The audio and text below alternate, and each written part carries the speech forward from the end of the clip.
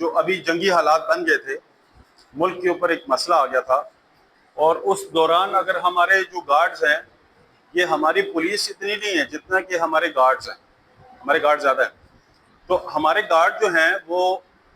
10 دن 15 دن کی ٹریننگ کریں، جس میں ان کو ویپن ہینڈلنگ بڑے اچھے طریقے سے آ جائے، ان کو ٹرن آؤٹ اور یونیفارم پہننا آ جائے، ان کو جو ہے باقی جو ویپن کی پوزیشننگ ہے، ہتھیار کو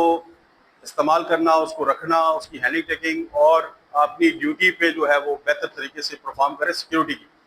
اور ہم ایز اے ریزرو فورس بھی جو ہے وہ استعمال ہو سکتے ہیں نا. اب کل کو ہمیں جو ہے اچھا ریزرو فورس اس طرح استعمال ہو سکتے ہیں کہ اگر آپ کو ٹریننگ دی جائے گارڈز کو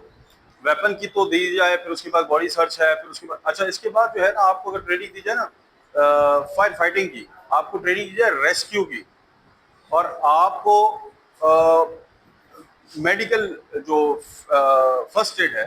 اس کی ٹریننگ دی جائے، تو اس میں یہ ہو سکتا ہے کہ آپ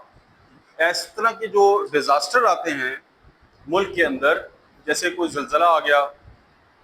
جیسے کوئی بڑی آگ لگ گئی ہے، جیسے کوئی کہیں پہ ٹیررسٹ کا اٹیک ہو گیا، یا کوئی اور ایسا سیلاب آ گیا، تو اس کے اندر جو آپ کی یہ سیکیورٹی کے لوگ ہیں یہ ٹرین ہوں گے، ریسکیو، فائر فائٹنگ اور یہ ساری چیزیں یہ بہت اچھے طریقے سے پرفارم کر سکتے ہیں، اپنی ایجنسیوں کے مدد کر سکتے ہیں، ہیلپ کر سکتے ہیں. یہ ایک ریزرو فورس کے اوپر بھی کام آ سکتے ہیں اگر ایسے ٹرین لوگ ہوں،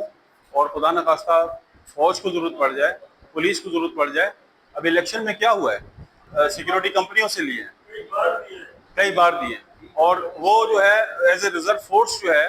سیکیورٹی گارڈ نے ہی پرفارم کیا ہے، کیونکہ سیکیورٹی پولیس کے تو بہت سارے کام ہیں،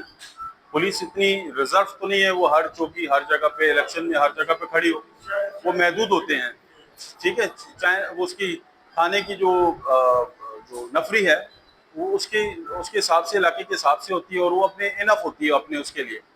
اور اس کو ہے سپورٹ کرنے کے لیے اس طرح کے جو ہے وہ